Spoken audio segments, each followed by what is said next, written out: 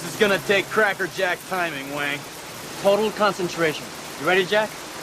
I was born ready.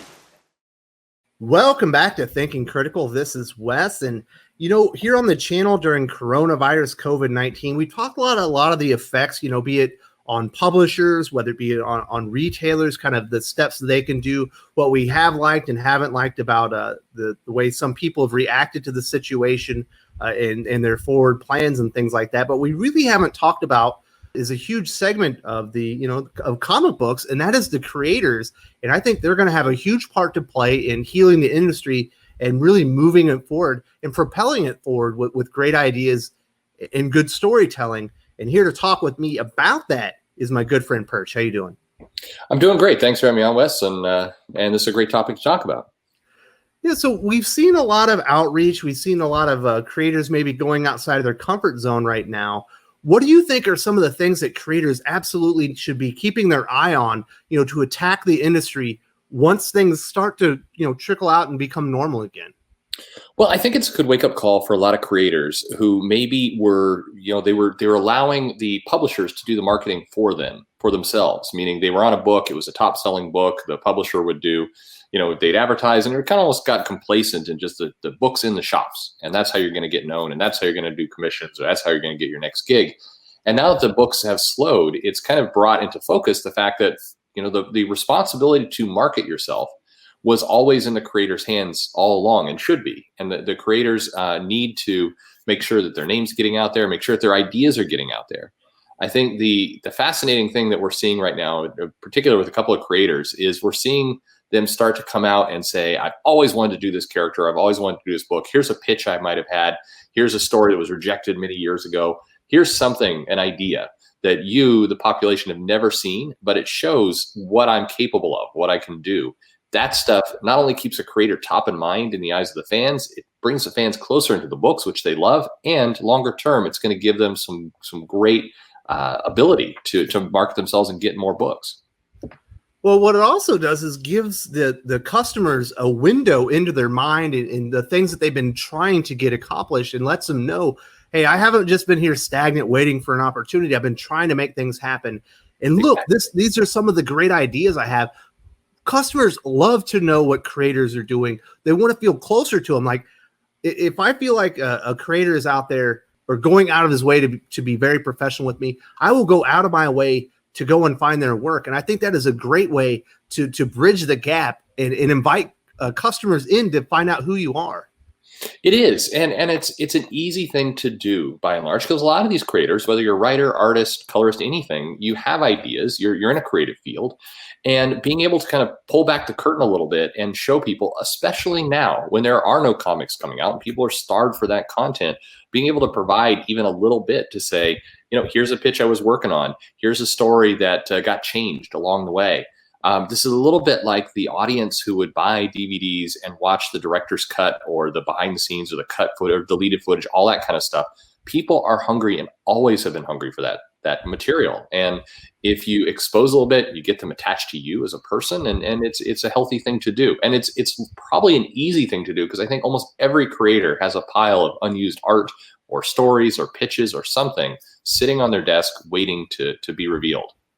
People might not remember this, but back in the day when Ethan Van Sciver really started his YouTube channel, it was much different than it is now. And regardless of how you feel about him now, when he was just kind of talking about the projects he had worked on and his experiences in the industry, I found it fascinating when he would do those like in-depth, like you said, almost director's commentaries on, Flash Rebirth, Green Lantern Rebirth, Sinestro Core Wars.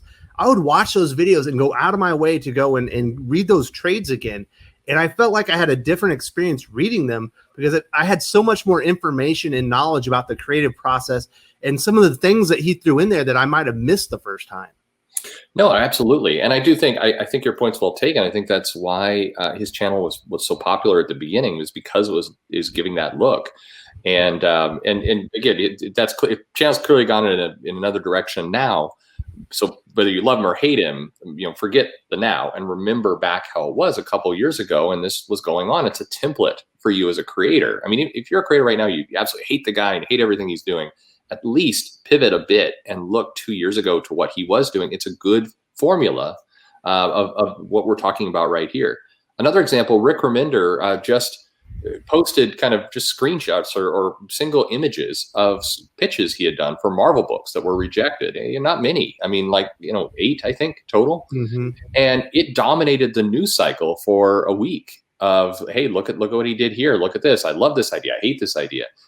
He generated so much attention and traction off of simply posting a script. And the other great part about doing this is you're not going to get in trouble from your Marvels or DCs or whoever. If they rejected the pitch, it was rejected. It's now fair game for you to go ahead and post up. And as long as you're, not being obnoxious about it in the process, you're not going to lose any problem with your publisher, and it brings your fans closer to you. Yeah, there's an excellent point right there, because I was looking at that. I was like, oh, he had an idea for a follow-up to Uncanny X-Force, one of my favorite X-Force runs of all time. I would have loved that. So I went in there. I made sure I read all about it. I was like, oh, there's some great ideas in here. A couple of them I didn't really like about it, but I was like, I really wish he would have got that opportunity, and hopefully he gets it in the future. No, absolutely. And I'll throw out another name, because we've gone back and forth on this. I know a lot of people on the channel don't like her, but to her credit, Alana Smith, who's an editor, does regularly post little director's commentary behind the scenes things. And now I know people are blocked and everything else. I'm not saying that's okay. It's not. But that practice, I'm pointing that out because she's an editor. And so she also has a lot of other material, like all editors do. And being able to post that stuff, it brings the fans closer to you. Even if you're, you maybe you have a bad reputation in other areas, it generates goodwill. So anybody is capable of doing this. I think it's a great way for creators, writers, colorists, pencilers, inkers, editors, whoever you might be. Give us some scenes, give us some background of what happened during your career. I mean, even if you took one of your comics that was popular, get on YouTube and just read it to the audience and talk about what you were thinking at the time when you were writing this panel or doing this shot. People will eat it up, and it builds your brand. Another thing that I think, if creators haven't started this yet, they're probably a little bit too late. We had the, pencils down was going on. A lot of creators, were at a standstill as far as moving forward with their work. They had to have had ideas that they've been percolating in their minds. Maybe they put them in the drawer, and maybe they hadn't revisited them in a while. Hopefully a lot of them pulled those things out and really got to work on it and started working on some of those creator-owned projects that can propel them forward and be an alternative, source of income or something alternative for them to work on, in the meantime. Yeah, absolutely. And I think it's interesting because one of the things you're seeing is a lot of creators are now looking of, hey, maybe I need to do the crowdfunding thing. They're looking at success of books like Cyberfrog or some of the stuff that Richard Meyer has done, and they're going, or even Todd McFarlane with his toy, and they're going, look, we should get in on that. So let's get our crowdfunded comic going. If you're a creator right now and you're looking at this, consider though, you have a lot of steps between doing nothing and doing a full-blown Indiegogo Kickstarter, getting a comic come out. I think over the next 60 days, you're going to see a ton of creator-owned projects try and hit all simultaneously. So think about how you're going to separate yourself from the noise. And maybe one option is don't go all the way to trying to do your 48-page, $25 Kickstarter. Maybe the option for you is to start slow, kind of like what we've seen John Byrne do in the past or others, where make 4 pages of your comic and put it out on a Patreon, or build slow. Take a different model where you can get your content maybe out faster than other people, and you can start to slowly. Maybe your idea isn't fully vetted out, so that's okay. Maybe you're just going to make a bunch of, quote unquote, digital shorts where you can get your little pieces of your story or your ideas out there. People want content, so you don't have to go all the way to producing a full 48-page comic or whatever it might be. If you're not ready, just getting even smaller bits of work out there builds your brand. It helps people become attached to you. The biggest thing I'd recommend every creator do is do something every day or every other day. Have some real consistency in getting stuff out. If you have a great idea and you go silent for the next 60 days while you get it ready, that's fine. But other people are going to be making noise every day over that next 60 days, and you should too. It's one of the unfortunate things that we've obviously been witnessing or experiencing for the last several years is the growing divide between some fans in the creators. And I don't think either one group was primarily to blame. You know, I think publishers had a hand in it. I think creators had a hand in it. I think the fans had a hand in it. But, you know, it is somewhat, you know, the creators' fault that this has happened. And I really hope they take this time and this opportunity to realize that we need to bring the comic industry back to full strength as fast as possible, and realize just you don't have to like your fans, but you can be professional. You can be friendly. You don't have to argue with people all the time. You can make it a fun experience for people to interact with you or even debate you and disagree. We need to heal the divide. I would love to see the fans come up, you know, just like the creators do, but I think they're going to have to take the first step. Yeah, I think I agree with you. I think it is everybody's responsibility, but it's who takes what step first. So I think the way the system works is you have a handful of creators, you have a lot of fans. And so, you know, one creator may be talking or dealing with 100 fans.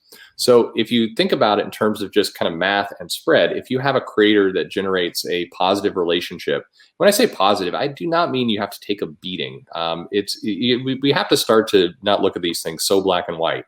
If a fan is going to show up on Twitter and just, you know, trash you constantly, get inside every one of your threads, call you names, do other things, yeah, block that fan. I mean, sure, there's somebody clearly just trying to cause trouble day after day.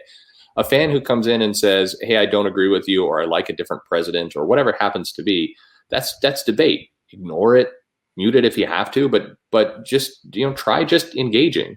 We've talked about Brian Edward Hill in the past. He has very definite opinions on politics and many other things, and yet he's found a way that he could discuss with people who 180-degree disagree with him, and it doesn't turn into a brawl.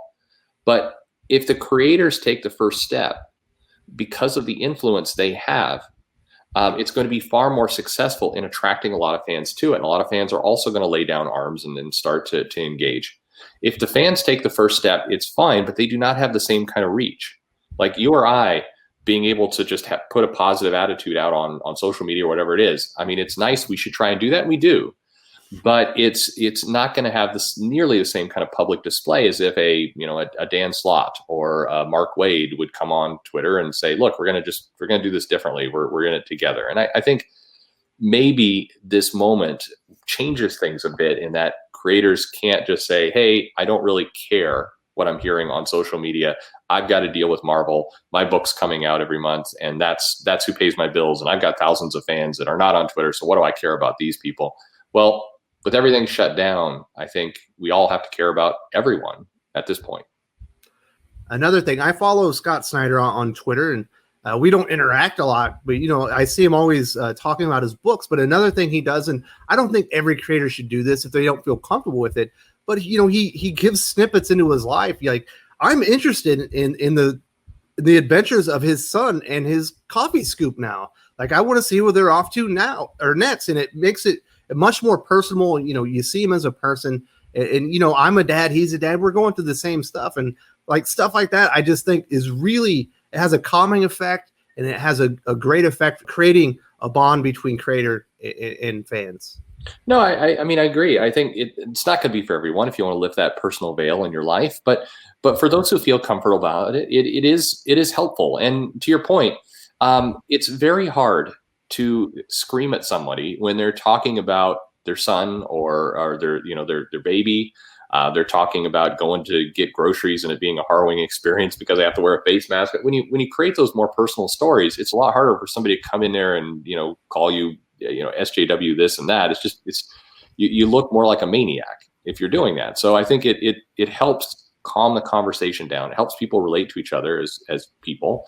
And frankly, it also helps separate the good fans and the good creators from the lunatics on both sides who are unable to even deal on a normal life. And those people are exactly the right people then to exit out of your life. So to your point, I think there's a lot that creators can do.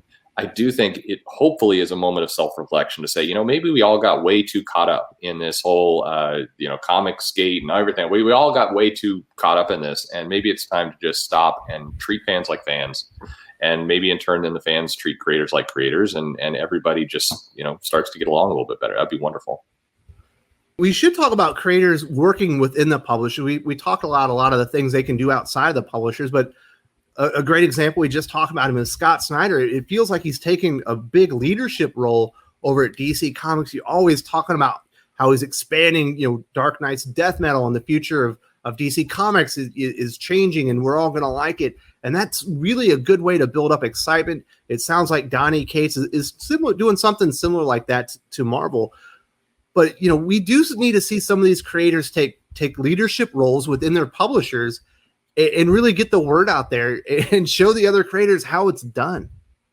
No, I agree. And this is why we say, and there's, people always bring up the other side of it, but Donny Cates, look at what he's done now over the last couple of weeks with the paying off pull boxes in shops, and kind of the being very aggressive with the charity work that's being done, auctioning off his time, retweeting other people's stuff. So what he's in effect done is he's a person people look to now as a leader at Marvel. And that may or may not be what he intended, but that is how it is. He's out there more, giving more statements, being more proactive in engaging with the fans than Cebulski, for example. And it's kind of astonishing when you think, Donny Cates could, up and leave for DC in 6 months. He could do that. But, where some of these staff employees are lifers now, or, have established jobs at Marvel. So it's weird to see some of the creators taking that approach, but it's good. More creators should. You mentioned Scott Snyder. It's a great way to make yourself really invaluable in the company. It's a great way to, shine a spotlight. Again, Donny Cates has set up his career at Marvel now, if he wants it, for the next 10 years. He's going to be the new writer of Avengers. He's going to be a new marquee creator for them, because he is, when you close your eyes and you think about Marvel, Donny Cates is probably one of their top names. And considering 5-6 years ago, he's gone. This is a pretty amazing rise for a person who basically just took the opportunity and ran with it. And more creators definitely should be taking that approach. Yeah, and you just look what we just saw in the news recently. Mark Waid's going out there and somewhat emulating the actions of Donny Cates, going off and paying off some people's pull boxes, stuff like that. He's obviously having a positive influence on other people. It is, and it's smart to do. And think about it this way: regardless of how you feel about any of these individuals, if you're a creator, you should be looking out for your career, your longevity, where you're going to go, and these kinds of actions solidify you in the industry. It gives you bargaining power when things are moving again. It gives you a name and cred if you want to do your own creator-owned thing. It gives you, if your goal is to get your comic into the movies and do that, you now have a reputation as a leader within the industry. And what should wake everybody up a bit is it's very easy to become a leader. What Donny Cates has done is great, but it's not the most magical thing. It's not like he had to spend years of effort to do what he's doing right now. He spent years of effort getting into the business, but a lot of his actions are just common sense that anyone could take tomorrow. Yeah, so this has been an excellent conversation. I didn't know exactly where it was going to go because we hadn't really planned it out. But yeah, those are a lot of things creators should be doing or could be doing right now to really attack the industry and get things moving again, because we need excitement. We need a buzz. And unfortunately, Marvel and it isn't really going to have that when things get going. And I think the creators are going to have to do it themselves. They are, and it's self-interest. It shouldn't be this way. I think the publishers do have a responsibility, as I talked about kind of on your show and mine as well. I think they're a leader, and so they're missing it on that point.